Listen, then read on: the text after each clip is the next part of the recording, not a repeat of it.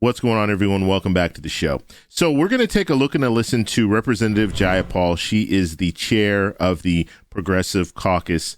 And I want to talk a little bit about, I posted a video earlier today, so I want to kind of follow up on that. So we have a moderate group of Democrats that do not want to vote for the budget resolution for the second infrastructure bill until they vote on the first infrastructure bill. I also wanted to make a correction. So in the video that I posted earlier today, I was talking about the House won't come back until September.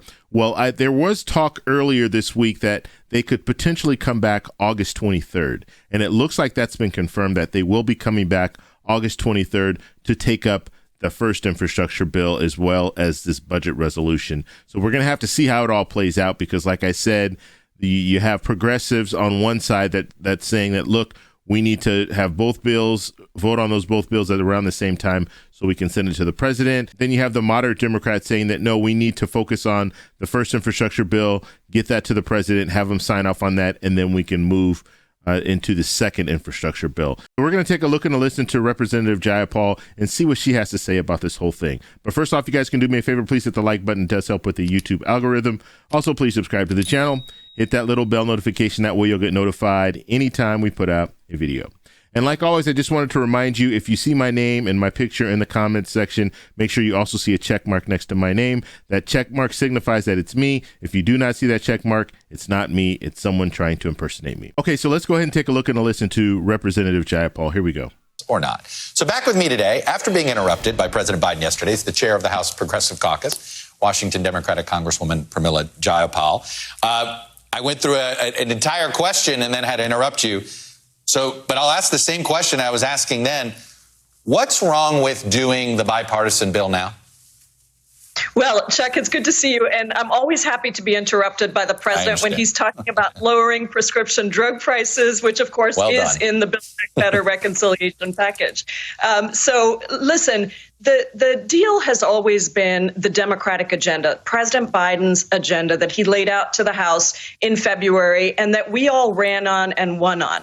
And so what we have always said is progressives are absolutely committed to delivering on the entire agenda, because if we create jobs through an infrastructure package, that's great. But if we don't allow women to get childcare, they don't get to get those jobs. If we don't allow people to get free community college and trade school education, they don't get to get those jobs. So if we are going to build back better, we have to do all of these things at the same time because the urgency is so real. The need for childcare, the need for paid leave, healthcare, and of course, addressing climate change, given the IPCC's report that just came out, this is not something that can wait around. So we want to deliver both bills to the president in September and have him sign them into law so we deliver for the American people. Is there a trust issue here? I mean, do you fear that if somehow the bipartisan deal, let's say Speaker Pelosi on August 23rd, you come back and says, all right, I'll bring it up. Let's go. Do you somehow fear moderates are going to walk away from you on the bigger bill? Yeah, Chuck, you know how D.C. works. Everything works on timelines and everything works on making sure people have urgency and momentum to move quickly. The best way to keep the urgency and momentum up is to do both bills together and to make sure that everyone understands that whatever their priority is, whether it's in the infrastructure bill or whether it's in the Build Back Better reconciliation package, the way we get them done is to move them at the same time to the president's desk. Without that, you're going to have a lot of people trying to push for one piece and not voting for another piece. And that's true of progressives, but it's also true of Democrats who might not want to. One more thing, Chuck, I got to say, we can't call people moderate Democrats who vote against child care, paid leave, and addressing climate change. That is a Democratic agenda. It is the president's agenda, and it's what we promised. Well, it sounds like if these Democrats decide essentially not to support the framework in August, and they follow through on this threat, it sounds like relationships inside the conference would break apart pretty badly. Is that your sense? It would be a very bad breach of trust because, of course, this is what the president said. This is what Senator Schumer said. This is what Nancy Pelosi said from the beginning, is we are delivering on all of these things. Progressives have been very clear for 3 months. Nobody should be surprised that we did not oppose the bipartisan bill moving forward just on a tiny piece of jobs, because we knew that there was a commitment to doing the whole thing. Now, the other folks need to be willing to go along with the team and deliver on the reconciliation package so that we can deliver the entire package. So that, and this is just a really important point, Chuck. We are talking about people feeling differently about their lives, their livelihoods, and their opportunities, knowing that they can get childcare, paid leave, health care, go to community college, and address the climate crisis. This is absolutely critical. Congresswoman, you were not here during the health care battle, but I'm watching a phenomenon develop with the reconciliation bill that's similar to health care, which is the parts are popular. The individual ideas in reconciliation are very popular. They poll very well. But the overall package doesn't poll as well. Perhaps it's the price tag. Perhaps it's confusion about what's in it. How do you avoid that similar political problem that Democrats ran into with health care? Eventually, they were right.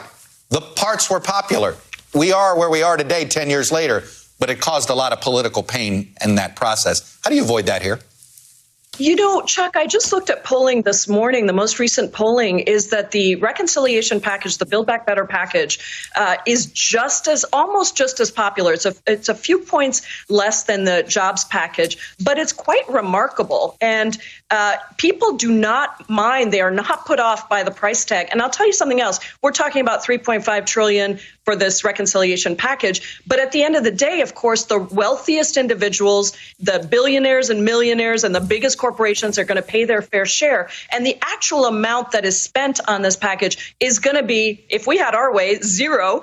And I think it's going to be very, very small. So don't forget that Americans, the popularity of this package gets even higher when we are clear that we're going to make wealthy pay their fair share. That was Ms. Jayapal. Now, that last part there are pay-fors for both infrastructure bills. So when we're looking at this, if it's a situation you're looking at that top line number and saying 3.5 trillion, well, if you do have pay-fors, then it's not something that's going to be added on to our debt. So that's a good thing. Now, we'll have to just follow it and see, because she the way she was talking there is it looks like most will be paid for, but some of it might not be paid for. So we're going to have to find those fine details out in the future. But nonetheless, 3.5 trillion, that amount, some of it will have pay-fors. And so are the vast majority of it, let's just say, will be paid for. Now, we spend money. The government spends money all the time on a variety of different things. Every year we're spending money, and a lot of that money doesn't have, you don't have pay for. So they're just adding it to the debt. But this is one of those situations where if they raise the corporate tax rate, which is probably what they're going to do, then it looks like they're going to have pay-fors. Now, there's something else I want to talk about when it comes to the infrastructure bill, the first infrastructure bill and the second infrastructure bill. Now, you remember 3-4 months ago when they were talking about they want this big bill, and they wanted to combine it, just put it together and just do one bill instead of breaking it up and having a bipartisan bill and then having the second infrastructure bill, which would be the reconciliation bill. They just wanted to do one big, large bill that was a reconciliation bill, and the Democrats would go ahead and move it through. They could put whatever they wanted in this bill. Well, now you're in a situation where you've opened up this bipartisan bill. You let Republicans come in and kind of tinker with it. So you have Democrats and Republicans negotiating things in and negotiating things out. So now you have this one bill, and now you have some moderate Democrats in the House saying, look, we're not going to move forward with the second bill until we focus on the first one. And so now it's one big mess. And the only person that I can think of right now that can change the trajectory of these two bills and this issue that we're dealing with is the president. President Biden's going to have to talk to both sides. He's going to have to talk to the moderates. He's going to have to talk to the progressives and say, look, we need this. This is big. I mean, the first infrastructure bill, that is a huge accomplishment if they can get this through. And so he's going to have to talk to both sides. And President Biden, he's pretty good at talking with both sides. You see how he was talking with the Republicans, and they came to to an agreement with this first infrastructure bill, but he's going to have to come out and get this going, because at this point right now, you have a split. You have a split in the Democratic Party, and ultimately it's going to hurt all of us, because we won't see the first infrastructure bill, the roads, bridges, and broadband, and then we won't see the second infrastructure bill that's going to help all Americans. This is one of those deals where hopefully the president will come out and say something about this, or he might even do it behind closed doors, take those 9 moderate Democrats aside and say, look, we need this. So let's go ahead and do it as planned and move it through. We can get both bills to the House, and then have the House vote on both bills. So it looks like August 23rd, the House will reconvene, and then it looks like they're going to at least discuss the first infrastructure bill, discuss the budget resolution bill, and see if they can. We'll have to see if they're going to vote on both and then move forward. We don't know. We don't know exactly what's going to happen, but they will come back from recess August 23rd. So I just wanted to make sure to let you guys know that. If you guys have any questions, post them down below. If you like this video, please give me a thumbs up.